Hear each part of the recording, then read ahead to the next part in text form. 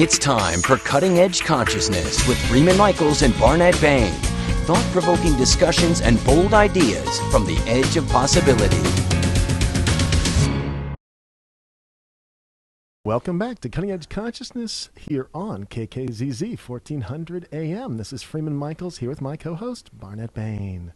Fun. Great fun, the Golden Motorcycle Gang. It's a fun read, you know. They really do in this book have that fun, that sense of humor. They weave that story and they make it engaging. I think this evolution of consciousness can be fun. I mean, I think that's really not the way it's often presented. Well, it can be fun. Look, we're all here in the body at this time.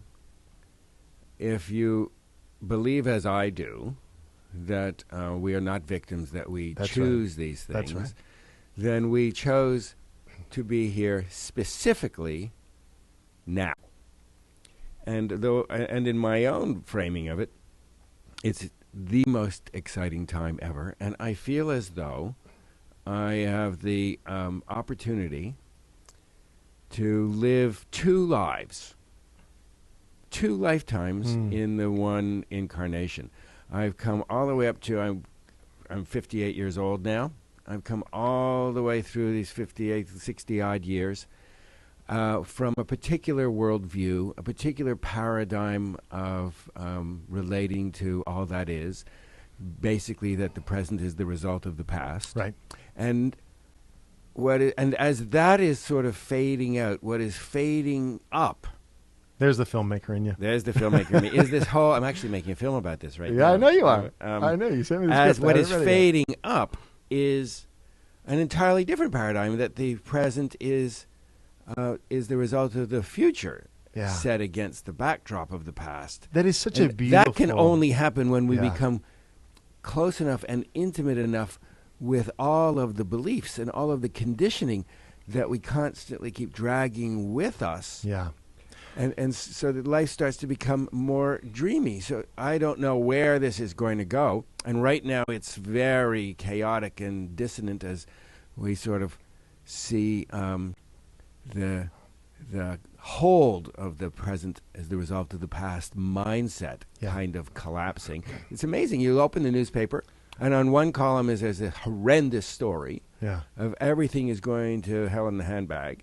And in the very next column, it's fantastic. Everything's fantastic about the same issue. The economy is collapsing. Then in the very next column, there are more housing starts than in the last 3 months. Yeah. So it's you could get crazy. It's crazy making unless as is so beautifully laid out in the Golden Motorcycle Gang, unless we begin to move from chance to choice. Yeah, the piece that you bring up, it's really wonderful. We were talking recently, and I know we'll talk more about this, about how I don't want to personally perpetuate storytelling in my kids. Yeah. And instead of saying to them when they're upset, for example, what happened, I've come to start to ask them, what do you need?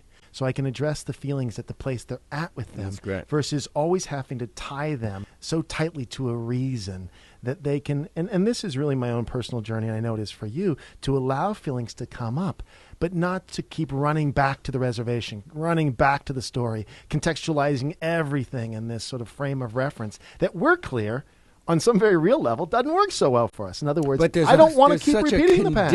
It's a condition. It is conditioned, totally. I found this morning, I've been looking at this so closely, and I'm discovering that almost none of my thoughts and my responses to things are in the moment. Right. Almost none. So this morning, I'm leaving the house to come down to the radio station, and as I walk out, Sandy says, I don't feel so well this morning. And instantly, I get all mental. And I want to go to, you could do this, you could do this, you could do this, you could do this, you could do this. And for some reason, no, it's not a mysterious reason. My intention has been to slow it down for a long time. So I managed to actually slow it down. And I saw what I was doing. I saw that if I slowed it down and tried not to have strategy about it and just to feel what was going on. That's it. I felt sad. I felt helpless. Yeah. I felt impotent. I felt frustrated. I felt even angry that I was having these feelings, and I felt all of that all at the same time.